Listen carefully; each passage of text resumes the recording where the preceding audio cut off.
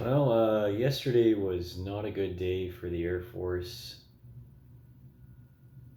and I'm not very happy about it, naturally. I'm looking at, I made a fuss about this on,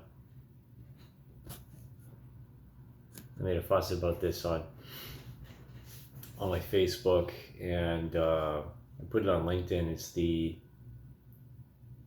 flight safety investigation reports, the IRs. The other one is incident reports. That's another acronym. And people within the military love what's it, acronym humor, because everything is acronymized or whatever, something like that. Excuse me. Excuse me.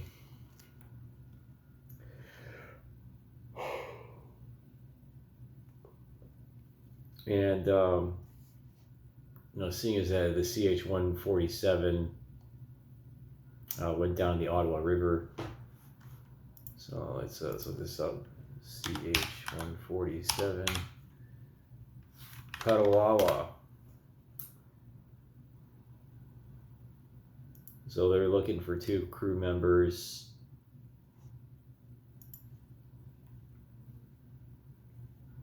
And they're probably still in operation right now, as best they can. Just after midnight. This is June 21st. And obviously, from my videos, if I can't sleep at night, then this is what I do. No stranger to getting this shirt dirty. Got a little bit of sealant here, actually. Where is it? Here, looky Lou. I've got some sealant. Whatever. I applied for Petawawa. They hired someone else, a former KF employee, and through Saxon. I'm very pissed about that. I'm sorry that I wasn't there to do something to my fullest capabilities. You never know how, especially in aviation, how much your actions or inactions contribute to the success of the aircraft.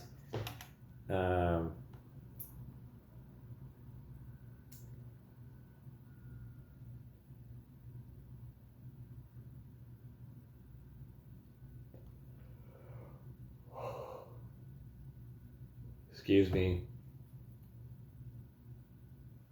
And the FSIRs, it's really embarrassing. The number of IRs that have happened.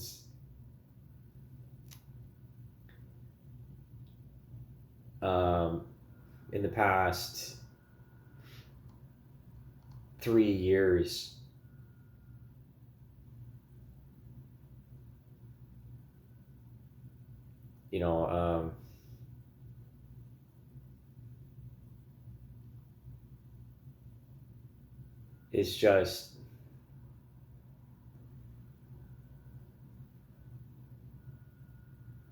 It's just very, very depressing in my opinion.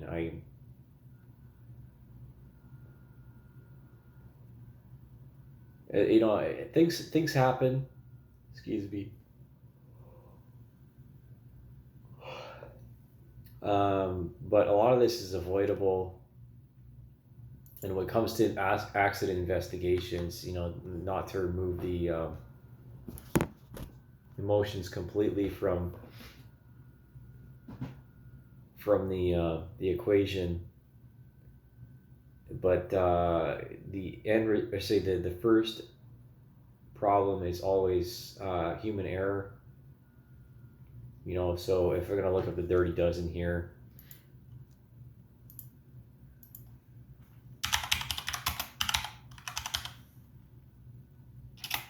human factors. So So lack of communication, distraction, lack of resources, stress, complacency, lack of teamwork, pressure, uh, lack of awareness, lack of knowledge, fatigue, lack of assertiveness, and norms. These are hammered into your head as a mechanic, because again, it all matters from the opening to the closing of every part of the aircraft. And no, I'm looking at these recent ones. In one, a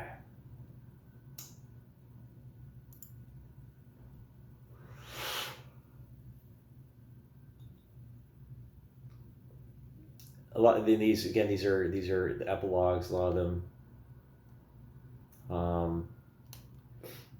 that they're published afterwards.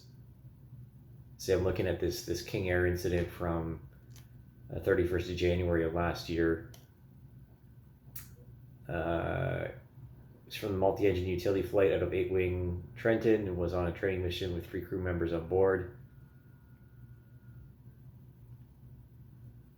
etc., etc., etc.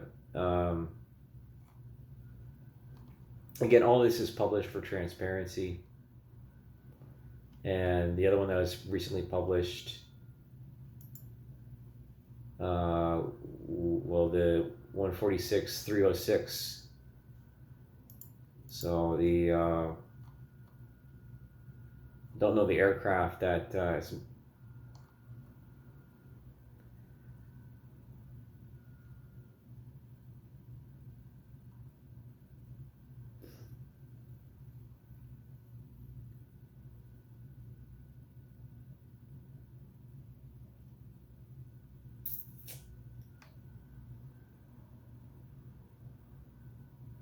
yeah.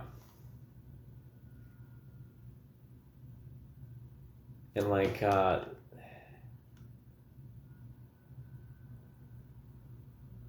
this is another interesting one from the Ottawa Citizen. Resentment towards JTF2 is hindering military effectiveness. This was published on June 7th of 2023. I'd like to read this, but it's behind a paywall. And the thing is that with helicopters is that they're so delicate, right? They basically vibrate themselves into the air. An aircraft levitates, and a helicopter beats the air into submission, and so they're even more sensitive than a fixed wing aircraft. So this is updated. This article from the Ottawa Citizen. So I think it's the same article. It's the same article. And so what that was. Again, I got people that that are in the service right now on my Facebook. Let's go.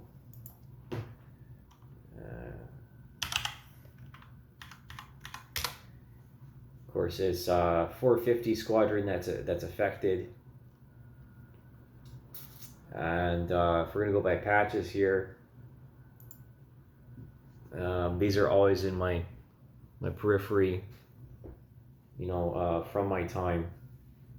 So we have this one for Trenton, and this one here from 439 Squadron. So I feel this with you as much as I can from a distance, not knowing anyone personally.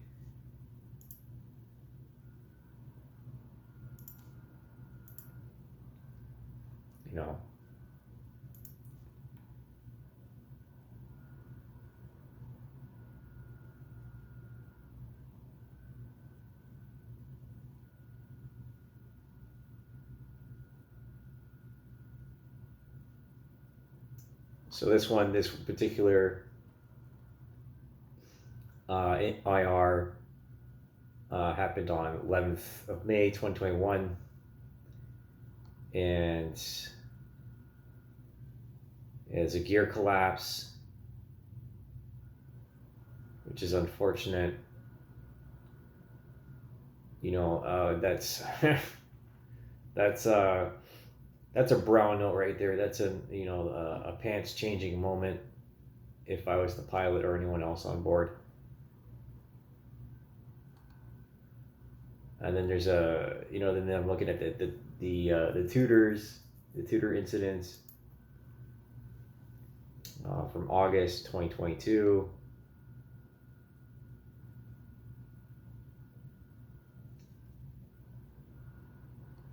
And then the cormorant spontaneous disassembly from 10th of March.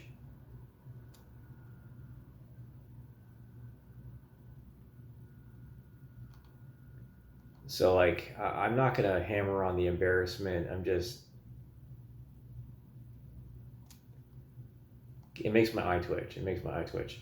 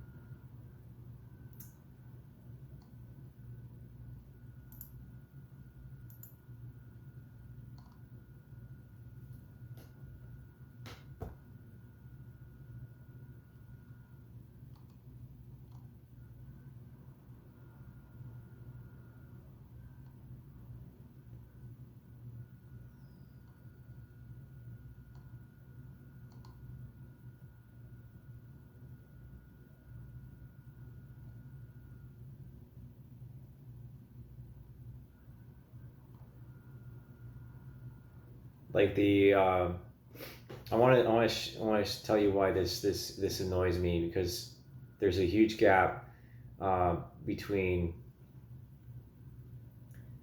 2 years, right, from 2018, from the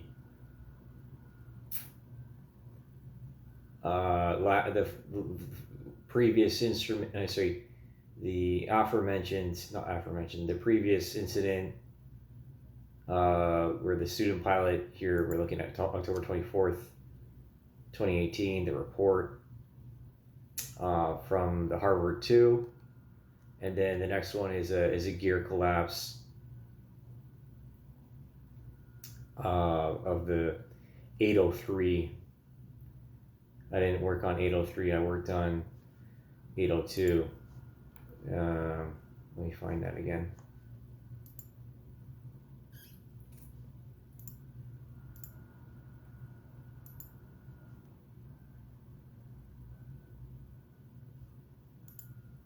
Let's see. I gotta find this photograph again so I can remind myself.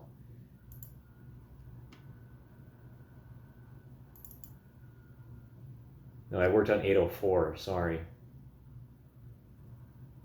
And as I promised, one of these days I'll make a painting out of not 804,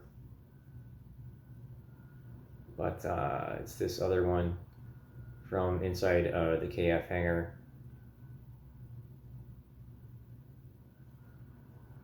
It's on my LinkedIn here.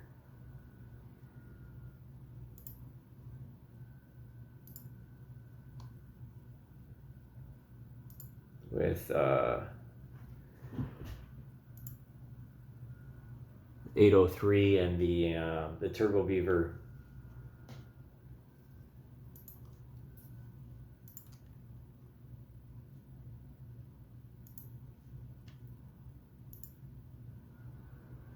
So again, this is still developing.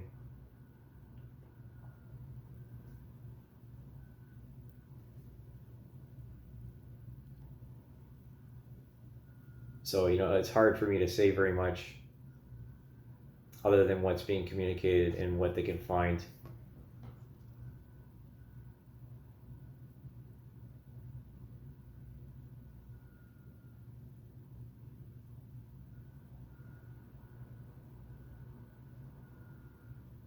And I don't have any more insider information really. Um, Again, I'm sorry I'm not there. Um, I have resentment towards Saxon for not being there.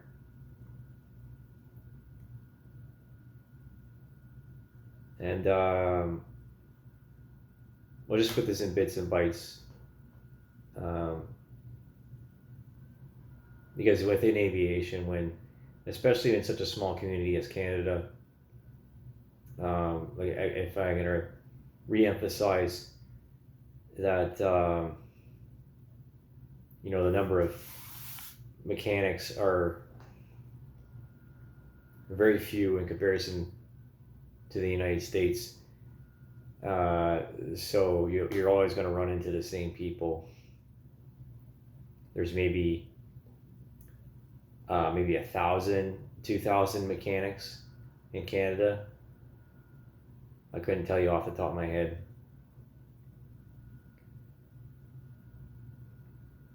So my hopes are that these people, the two that are missing, will be found, and that they'll be alive. I'm always hoping for that. And I'll tell you, when I make a mistake on something, I get really hard on myself. I do, because I know what it means to hold a rivet in my hand, and you can get desensitized to that.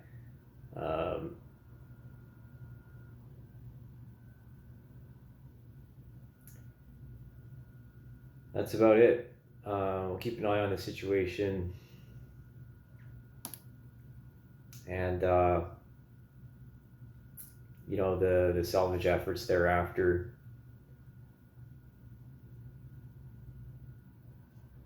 Because obviously they're not going to leave it there.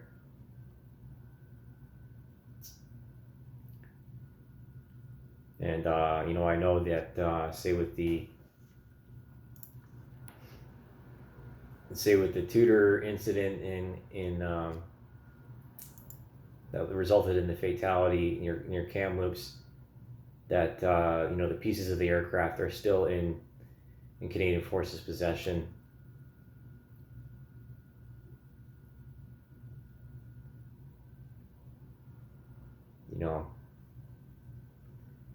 And once they get it back, all that stuff back, and they start reconstruction, it'll just stay in the inventory, and they'll something like that. It probably, even if it is salvageable, they might not put it back into service. I wouldn't want to fly an airplane that someone had died on, unless it's wartime and is absolutely essential. So yeah, to all those involved, my condolences if it results in a negativity, or a negative outcome rather, and